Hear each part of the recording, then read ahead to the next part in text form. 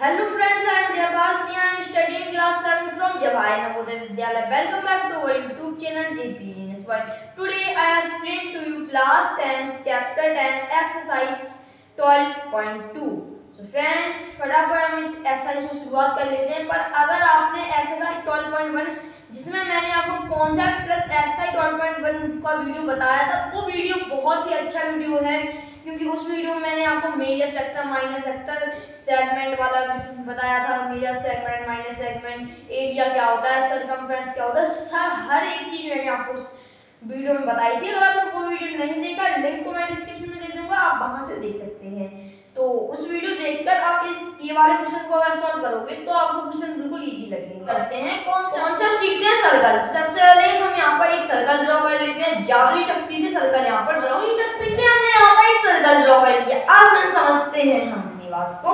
यहाँ पर चाप मतलब आर्क क्या होता है, यहाँ पर सेक्टर क्या होता है, सेगमेंट क्या होता है, सारी चीजें सिखाने वाला हूँ, इसलिए वीडियो पूरा एंड तक देखिए। सबसे पहले हम क्या करेंगे, यहाँ पर इसका वृत्त का पॉइंट होता है, जो वृत्त का केंद्र कहते हैं हम लोग, ये वृत्त का केंद्र हो रहा है। इसका नेम भी दे देते हैं, नेम दे देंगे। जादुई शक्ति से अपने हाथ में स्केल लगाते हैं। स्केल हमारे हाथ में आ चुकी है। सर्कमफ्रेंस, परिधि क्या होती है, ये एक सर्कल है, बिल्कुल सर्कल है। अब मैं आपसे बोल दूं, ये पूरा सर्कल है, इस सर्कल की हमें निकालनी है परिधि। तो परिधि को हम कैसे निकालेंगे, परिधि के निकालने के तरीके मैं आपको बता दूं। जैसे मैंने मान लिया कि इस केंद्र को हटा देते हैं, यहाँ पर ये सर्कल की रेडियस आप लोग जानते ही होंगे, त्रिज्या मैंने आपको बताई थी पिछले वाले वीडियो में, जिसमें मैंने सर्कल का चैप्टर कंप्लीट कराया था। त्रिज्या मैंने मान लिया कि इस 5 सेंटीमीटर इसकी त्रिज्या है। अब 5 सेंटीमीटर इसकी त्रिज्या, तो इसके सर्कमफ्रेंस क्या हो जाएगा, इसका परिधि क्या हो जाएगी, मैं आपको बिल्कुल कॉन्सेप्ट बिल्कुल आसानी से बता दूं। परिधि होती है, जैसे इस पॉइंट से हमने स्टार्ट किया, इस पॉइंट से फिर से हम यहाँ पर जाकर पूरा इसी पॉइंट पर जब रुकेंगे तो हमें कितनी डिस्टेंस कवर करेंगे, कितनी दूरी हम लोग चले, इसी को फ्रेंड्स परिधि बोलते हैं। बोल दिया, इसी को हम परिधि बोलते हैं। अब क्या करेंगे हम यहाँ पर, परिधि का फॉर्मूला होता है, सर्कल का सर्कमफ्रेंस क्या हो जाता है, सर्कल का सर्कमफ्रेंस होता है 2 पाई r। ये क्या होता है, 2 पाई r। पाई अगर आप लोग नहीं जानते हो, मैं उसके लिए बहुत ही सेपरेट वीडियो बना दूंगा, अगर आप बस कमेंट कर दीजिए। बाद में कमेंट मत करना, अभी कमेंट कर दीजिए, नीचे कमेंट बॉक्स है, उसमें कमेंट आप कर सकते हैं। 2 पाई r, पाई की वैल्यू क्या होती है, 22/7। अब सर्कमफ्रेंस ऑफ सर्कल आ चुका है। अब लिखेंगे एरिया रिलेटेड टू सर्कल, मतलब चैप्टर का नाम नेम क्या है, एरिया रिलेटेड टू सर्कल। तो सर्कल का एरिया मतलब सर्कल का क्षेत्रफल क्या होगा, यहाँ पर लिख लेंगे एरिया ऑफ सर्कल। सर्कल का एरिया क्या होगा, सर्कल का एरिया होता है, क्या होता है, pi r square. Pi r square क्या हो जाएगा, पाई आर स्क्वायर। दोस्तों आपकी एक और समस्या थी, आपने मुझसे पूछा कि आर्क और कोड में अंदर क्या होता है, मैं आपको बता देता हूँ। आर्क मतलब होता है चाप और कोड मतलब होता है जीवा। आर्क और कोड में बहुत बच्चे कंफ्यूज होते हैं, मैं आपकी कंफ्यूजन बिल्कुल 2 मिनट में खत्म करने वाला हूँ। यहाँ पर जैसे कि हम आर्क का मतलब होता है चाप, जैसे इतना, तो ये एक चाप है, यहाँ से लेकर इतना, ये क्या है, चाप है, मतलब आर्क है। और कोड क्या होता है, कोड बोलते हैं जीवा तो आप जानते ही हो क्या होता है। मैं यहाँ पर एक लाइन खींच देता हूँ सर्कल में। लाइन किससे खींचेंगे, लाइन एक हम स्केल से खींचेंगे। इसको स्केल को लगाते हैं अपने हाथ में, स्केल आ चुकी है हमारे पास, स्केल से यहाँ पर एक लाइन खींच दूंगा मैं।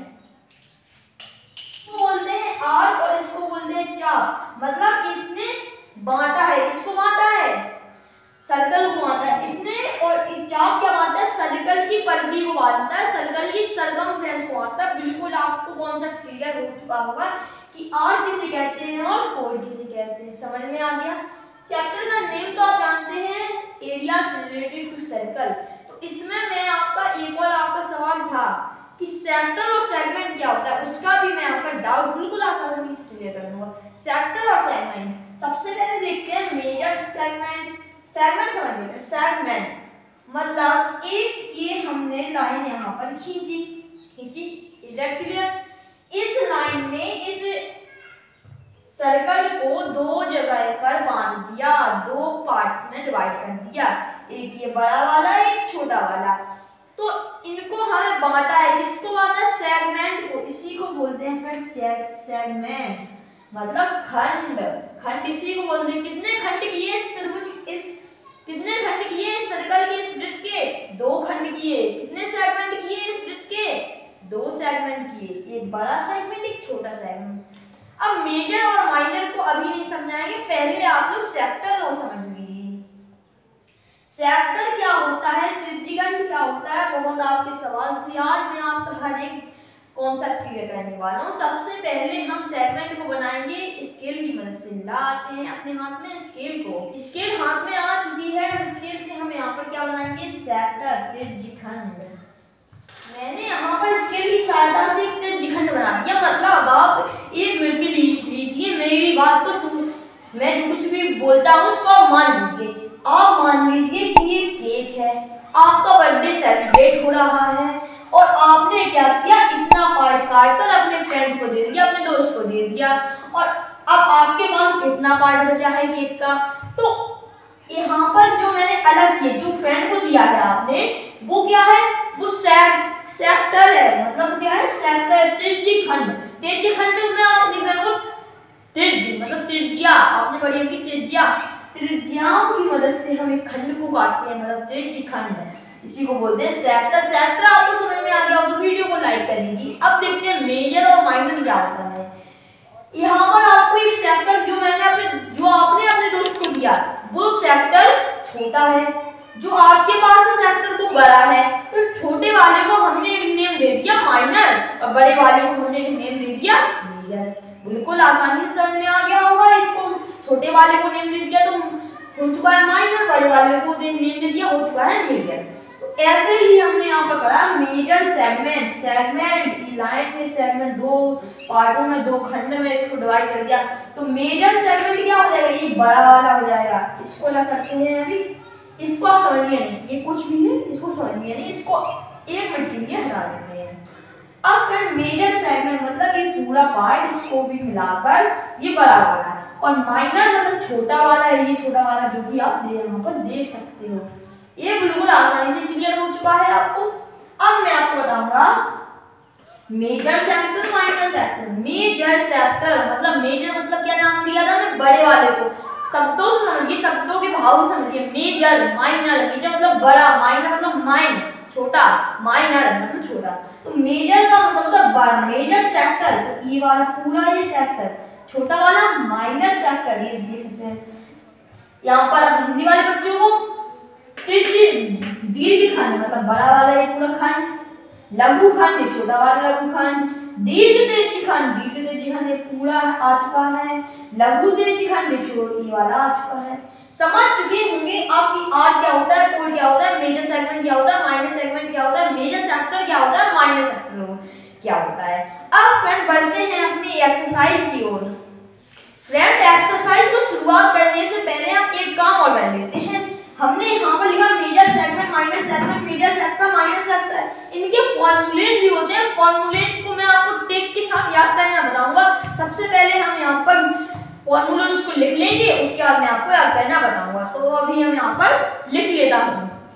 दोस्तों हमने चुटकी बजाकर यहाँ पर फॉर्मूले भी लिख लिए हैं। फॉर्मूले यहाँ पर मैंने लिख लिया कि आर्क का फॉर्मूला, मतलब आपको एक क्वेश्चन भी पूछा जा सकता है कि चाप की लंबाई बताइए, आर्क की लंबाई बताइए, कैसे आप बताओगे।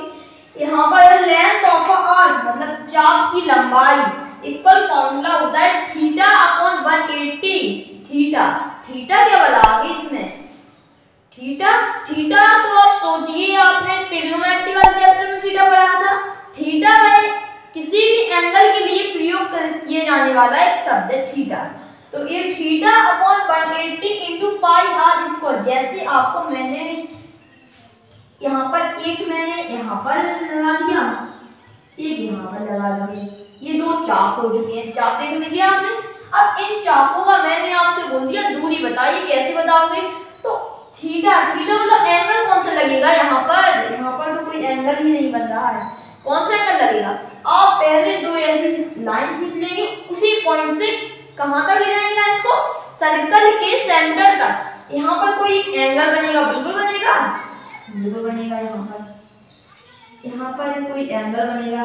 इसी एंगल से मान लेते हैं कि ये एंगल 30 डिग्री है, 60 डिग्री, कुछ मान सकते हैं, मान लेते 30 डिग्री है। तो 30 ऊपर हो जाएगा अपन 180 into पाई आर स्क्वायर। पाई की वैल्यू क्या होती है? 22/7। आर मतलब रेडियस, रेडियस ये वाली रेडियस जितनी भी हो लिख लेना, मान लेते हैं 7 सेंटीमीटर है। यहाँ से आप ऐसे इसको पढ़ सकते हैं, लेंथ ऑफ अ आर। समझ में आ गया होगा, बिल्कुल अच्छे से समझ में आ गया होगा आपको। अब हम देख लेते हैं कि एरिया ऑफ सेक्टर क्या होता है। सेक्टर ये होता है जो आप देख रहे होंगे, इसकी नेम दे देते हैं तो मैं आपको समझने में आसानी होगी। एबीसी, जैसे एक सेक्टर है एबीसी। अब आपको मैंने बोल दिया कि ए सेक्टर एबीसी का एरिया निकाल के दो, क्वेश्चन में आ गया। कैसे आप निकालोगे? बहुत ही अच्छे से बताने वाला हूं। यहाँ पर थीटा मतलब ई वाला कितने का एंगल बन रहा है? इतने का मतलब 30 का मान 30/360 degree into pi r square. बिल्कुल इजी है। अगर आपको चाप का निकालना हो तो क्या आएगा? 180 आएगा। अगर आपको सेक्टर का निकालना हो तो कितना आएगा? 360 आएगा। अगर फ्रेंड्स आपको एरिया ऑफ सेगमेंट निकालना हो, कैसे निकालोगे एरिया ऑफ सेगमेंट? मतलब कि सेगमेंट तो आप जानते हो, जैसे ये वाला हम यहाँ पर एक लाइन बराबर, इस लाइन से वाला यहाँ पर एक सेगमेंट बन रहा है, कैसे निकालोगे? आर स्क्वायर मतलब रेडियस का स्क्वायर करके theta pi theta upon 360 degree. Theta की वैल्यू यहाँ पर जो कुछ भी एंगल बनेगा उसी को थीटा कर देंगे। -1/2 sin थीटा मतलब sin, और जितने का एंगल बनेगा उतना ही थीटा रखकर उसकी वैल्यू निकाल लेंगे। ऐसे हमारे क्वेश्चन होंगे सॉल्व। फॉर्मूले आपको समझ में आ गए होंगे। अब बढ़ते हैं अपनी एक्सरसाइज की ओर।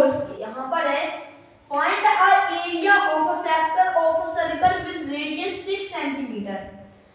इफ एंगल ऑफ सेक्टर है 60 डिग्री, 60 डिग्री का एंगल बन रहा है, हमें क्या निकालना है? Area of sector. Area of sector का फॉर्मूला हमें पता है, theta upon 360 degree into pi r square. और फ्रेंड्स हम यहां पर बनेंगे, यहां से होता है आपका सॉल्यूशन स्टार्ट। यहाँ पर क्या है? थीटा। थीटा क्या है? जो थीटा मैंने आपको कुछ वीडियो में बताया था, क्या बताया था कि किसी भी एंगल के प्रयोग किए जाने वाले कोण को थीटा हम बोल देते हैं। थीटा जैसे 30 डिग्री, 60 डिग्री, यहाँ पर 60 डिग्री हो जाएगा यहाँ के लिए यूज, अपॉन 360 हो जाएगा यहाँ पर इनटू पाई आर स्क्वायर। ये यहाँ पर हो जाएगा। आगे इसको सॉल्व करेंगे तो इस जीरो से इस जीरो को कैंसिल, 6 से इसको कैंसिल, 6 बना 6, 6 6 36 इनटू हो जाएगा पाई। पाई पाई पाई क्या होता है? पाई पाई एक ग्रीक लैंग्वेज का एक 16वां अक्षर है, जिसको हम अपने इंग्लिश अल्फाबेट में 16वां अक्षर पी है। इसी को इसलिए इसी को नेम देते हैं पाई। पाई की वैल्यू होती है 22/7 into r square. R square मतलब होता है रेडियस का स्क्वायर करना है। रेडियस कितनी दे दी है हमें? Find the area of sector of a circle with radius 6 centimetre. अगर आप यहाँ पर ध्यान दोगे तो रेडियस दिया गया कितना है? 6 सेंटीमीटर। यहाँ पर 6 का स्क्वायर मतलब 6 × 6। इसको फ्रेंड्स सॉल्व कर लेंगे हम यहाँ से। इस 6 से 6 को कैंसिल कर देंगे, इसका इसमें गुणा कर देंगे, 6 × 12 और हो जाएगा 1 कैरी हमारा आ जाएगा। 6 × 12 1 कैरी 1 3 यहाँ पर आ जाएगा। 7 1 8 7 यहाँ पर ए आ जाएगा बिल्कुल आसानी से। बस यही हमारा इस क्वेश्चन का आंसर हो जाएगा सेंटीमीटर स्क्वायर, क्योंकि एरिया हमेशा सेंटीमीटर स्क्वायर ही में आता है बाई मीटर। जैसे यहाँ पर सेंटीमीटर है तो हमने सेंटीमीटर लिख दिया, मीटर होता तो मीटर लिख देते। ऐसे आप क्वेश्चन को सॉल्व कर सकते हो। इसी के साथ हमने क्वेश्चन नंबर फर्स्ट सॉल्व कर दिया है। अब हम देखते हैं थोड़ा अच्छा क्वेश्चन, थोड़ा हार्ड क्वेश्चन। फ्रेंड्स एक्सरसाइज 12.2 का क्वेश्चन नंबर सेकंड मैंने यहाँ पर ले लिया है। आसान क्वेश्चन था पर यहाँ पर सरकमफ्रेंस हमें दिया था, रेडियस नहीं दिया था, तो मैंने इसको ले लिया है। इस क्वेश्चन में हमसे बोला गया था कि find a area of a quadrant of a circle whose circumference is 22 centimetre. हमसे पूछा गया कि find the area of a quadrant of a circle.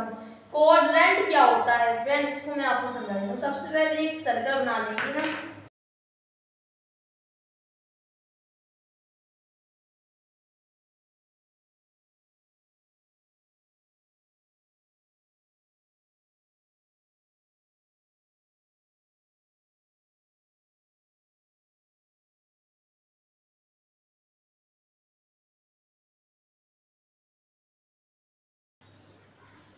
Friends हमने इससे यहाँ पर सर्कल बना लिया है। सर्कल का मिड पॉइंट जो सेंटर है वो सर्कल का यहाँ पर है फ्रेंड्स। अब मैं आप यहाँ पर बोला गया find the area of a quadrant. Quadrant मतलब होता है इसके चार भाग कर देते हैं हम लोग, चार भाग मतलब 90 डिग्री का एंगल यहाँ पर, ये यहाँ पर 90 डिग्री का एंगल। अब हमें इसका निकालना है क्वाड्रेंट, इसी को बोलते हैं क्वाड्रेंट। 1/4 कर दिया हमने इसका सर्कल का। और सर्कल वो सरकमफ्रेंस 22 सेंटीमीटर, इसका सरकमफ्रेंस कितना है 22 सेंटीमीटर है। यहाँ पर फ्रेंड्स अगर मैं आपसे बोल दूं सरकमफ्रेंस का फॉर्मूला क्या होता है, वो वीडियो नहीं देखा अभी फ्रेंड जाकर देख लीजिए। उस वीडियो के बाद आप इस सवालों को आसानी से सॉल्व कर सकोगे, क्योंकि उस वीडियो में पूरा कॉन्सेप्ट बताया गया है इस एक्सरसाइज का। तो यहाँ पर क्या करेंगे हम, सरकमफ्रेंस इक्वल टू फॉर्मूला होता है 2πr, ये फॉर्मूला होता है। सरकमफ्रेंस हमें कितना दे दिया गया है 22, यहाँ पर दे दिया गया है, लिख देंगे 22 इक्वल टू 2 इनटू पाई, पाई की वैल्यू होती है 22 अपॉन 7 इनटू रेडियस, रेडियस कितनी दी गई है नहीं दी गई है, लिख देंगे।